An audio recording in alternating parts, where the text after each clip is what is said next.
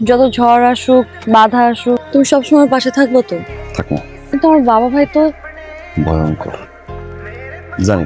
এখন ধরো আমার বাবা যদি সম্পর্ক মাইনা না নেয়, আমার যদি এক হইতে না দেয়, তখন কি তুমি আমার পাশে থাকবা? আমার সাইডে যাবা গা? ফার্স্ট আমি গিয়ে দিলে টিকিট কিনা তুমি আর আমি যাবো শুধু ঢাকা। এখানে গিয়ে বান্দর লোকে বাদাম কিনা বান্দর লোক আমরা যাবো আর কি করবো। তার মানে তুমি একটা ভীতু মানুষের লিগে না মায়াই হয়, ভালোবাসা হয় না। দূরে কথা দিলাম সারা জীবন তোমার ভালোবাসো, যতদিন এই দুনিয়াতে বাইতে থাকবো তোমারে বলবো না। একটা কথা মনে রাখবো, আমি নাই হোক ভয় না, জয় করি তোমার আমি ঠিকই জয় করে লইয়া। ওর জন্য একটু উপহার আনছি। কি রে? এই এমন করবা না। কে? তোমার লেগে অনেক দিন ধরে একটু একটু করে মায়া ভালোবাসার নিয়ে পানি বাড়ি যায় একলা একলা দেখবা। আমিও তোমার লোক একটা জিনিস আনছি। কি?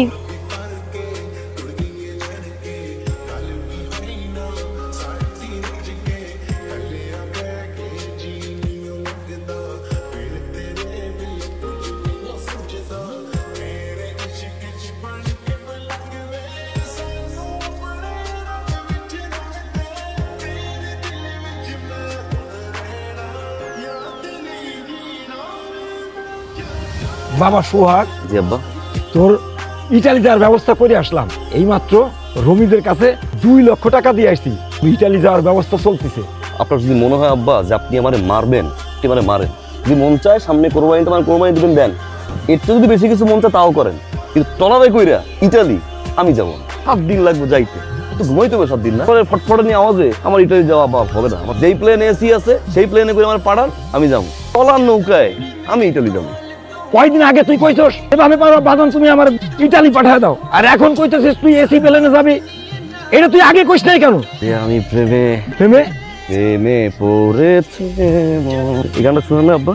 তুই কি কইতাছিস? ময়না পাখি পুষতে কি বেশি খরচ হয় না? আমি একটা ময়না পাখি পুষবো আব্বা। ময়না পাখি। আল্লাহ, এ কি কয়? ময়না পাখি, টলারের ভটভটনি। তুমি এত রাইতে এখানে? তোমার গিফটটা খুললাম, কত কষ্ট করে সেলাই করছে আমার জন্য, অনেকদিন সময় লাগছে না, পছন্দ হয়েছে আমার। হাতের লেহার একটু ভালো হইতে পারত, মন চাইলো তোমার একবার দেখতে, তাই চলে আইছি।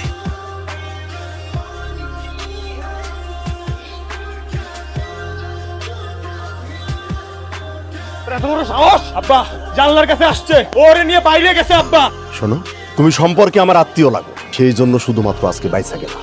যদিও লতাই লতাই পেছানো আত্মীয়, এই আত্মীয়তার আমার কাছে কোনো প্রকার মূল্য নাই। তারপরও তোমার আজকে আমি দাম দিলাম। কেন দিলাম জানো? কারণ মেয়েটা আমার, ইজ্জতটাও আমার। তা নাইলে তোমারে যে আমি কি করতাম সেটা একমাত্র উপরওয়ালাই জানে। আর একটা কথা তুমি কান খুলা শুনে রাখো, আজকের পর থেকে আমার মাইয়ার সাথে যদি কোনো প্রকার যোগাযোগ, দেখা সাক্ষাৎ, কথাবার্তা বলার চেষ্টা করো, তাইলে আমি তোমার যেই জায়গায় পাবো ওই জায়গায় ডাইরেক্ট ফোন করে দেবো। মাঝখান দিয়ে কি হইব? তোমার বাবা মার বুকটা খালি হয়ে যায়, তাতে আমার কিচ্ছু যায় আসে না। আব্বা ওরে সুযোগ দেওয়ার কোনো কিছু নাই, ওরে আইজি ফেলাই দি। না, এবারের মতো ওর ছাইরা দে। মানুষের বোধ বুদ্ধি হওয়ার লাইগা একটা বারের জন্য হইলেও সুযোগ দেওয়া উচিত। এখান থেকে সোজা চলে যাবো, ঘরের ছেলে ঘরে ফিরে যাও। তোমার ছেলের আর জায়গা পাইল না, শেষ পর্যন্ত ওই গয়জুদ্দি চেয়ারম্যান মাইয়ারে ভালোবাসলো। কত বড় সাহস দেখছো? আমার পোলা মাশাআল্লাহ দেখতে শুনতে খারাপ নাকি? আমার পোলা শিক্ষিত পোলা, গ্রামের সবাই ওরে ভালোবাসে। তাহলে আমার পোলার লগে ওকে মাইয়াটা বিয়া দিতে অসুবিধাটা কোথায়? আপনি যান মাইয়ার বাপের সাথে কথা বলেন। তুমি চুপ করো, তুমি যা না বোঝো তা কথা বলো না। গয়জুদ্দি চেয়ারম্যানে তুমি ছিল না, কত বড় খারাপ লোক, মনে করে তাই করতে পারে।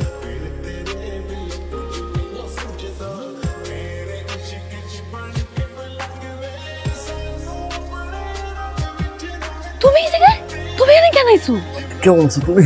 তোমার নাম্বার বন্ধ, পুতুলের লোক যোগাযোগ করতে পারতেছি না, কতদিন ধরে তোমায় দেখি না। কেমন আছো? বাড়ি থেকে আমার বাড়িতে নিষেধ করছে, ভাই আমার ফোনও লয়ে গেছে, হয়তো 2-1 দিনের মধ্যে আমার বিয়ে দিয়ে দিব। এখন তুমি কো আমি কেমন আছি? তুমি আমার পলাইতে মানা করছো, বুঝতেছি না আমি কি করুম। দিক বেদিক খুঁজে পাইতেছি না, চাইছিলাম তোমার জয় করতে, কও না আমি কি করুম। কি করবো আমি তো এটা জানি না, কিন্তু যা করার তাড়াতাড়ি করো, কিছু একটা করো। করবো, কিছু একটা করবো আমি। হাতে কিন্তু সময় নাই, আমার কিন্তু বিয়ে ঠিক করে লাইতেছে। ঠিকঠাক মতো খাওয়া দাওয়াটা কইরো, নিজের খেয়ালটা রাখো। একটা বার তোমার হাতটা একটু ধরি আমি।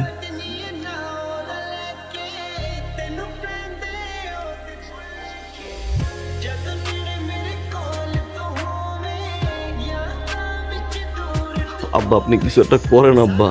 আমার দ্বারা সম্ভব না।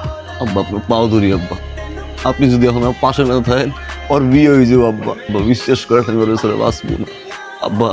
আপনি একবার কথা কর, চেষ্টা করেন, তারপরে যদি কিছু না হয় আব্বা আমি আপনার কখন আব্বা একটা বার চেষ্টাটা করেন আব্বা। আসসালামু আলাইকুম চেয়ারম্যান সাহেব। ওয়ালাইকুম আসসালাম। কি ব্যাপার, হঠাৎ এত আয়োজন করে আমার বাড়িতে কি মনে করে?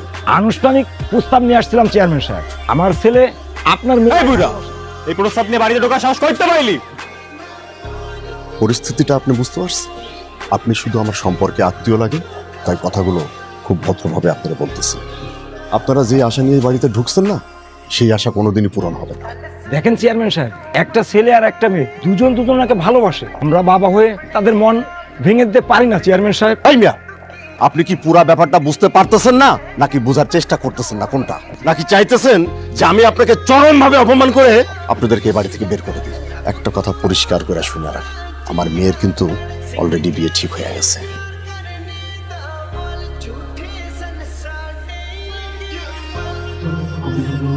এই ছেলে, ওটা নিয়ে যাও।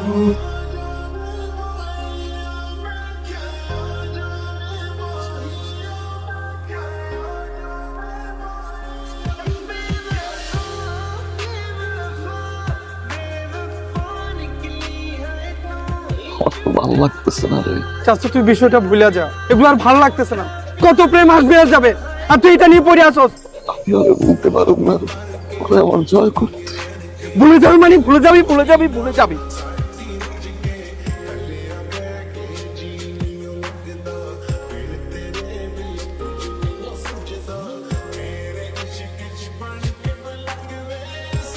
সোহাগ একটা চিঠি পাঠাইছে।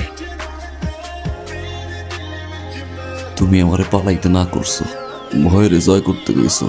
তোমারে পাওয়ার জন্য যত ধরনের চেষ্টা, সব ধরনের চেষ্টাই করছি, কিন্তু কোনো কিছু হইতেছে না। আমার আর কিচ্ছু করার নাই। এখন তুমি কও না আমি কি করব? সোহাগ, আমি তোমারে বলছিলাম না পালাইতে, এখন আমি তোমারে বলতেছি পালানো ছাড়া আমাদের আর কোনো উপায় নাই। আজকের দিন পার হইলে আমার গায়ে হলুদ, তাই পালাইতে হইলে আজ রাইতেই পালাইতে হইব।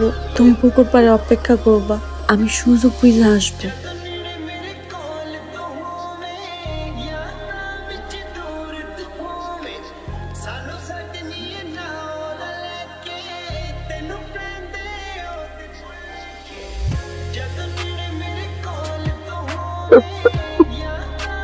চলো আমার আমার চলো।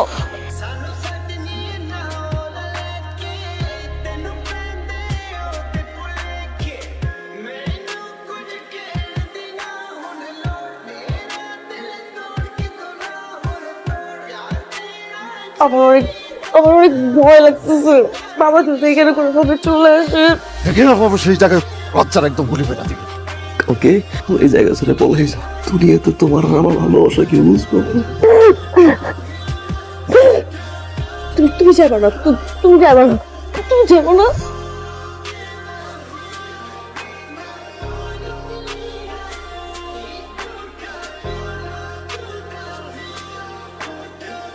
আব্বা ওর কোনো দোষ নেই। আব্বা আমি নিজে ইচ্ছায় আইছি, আমি নিজে ইচ্ছায় আমার আইছি। আব্বা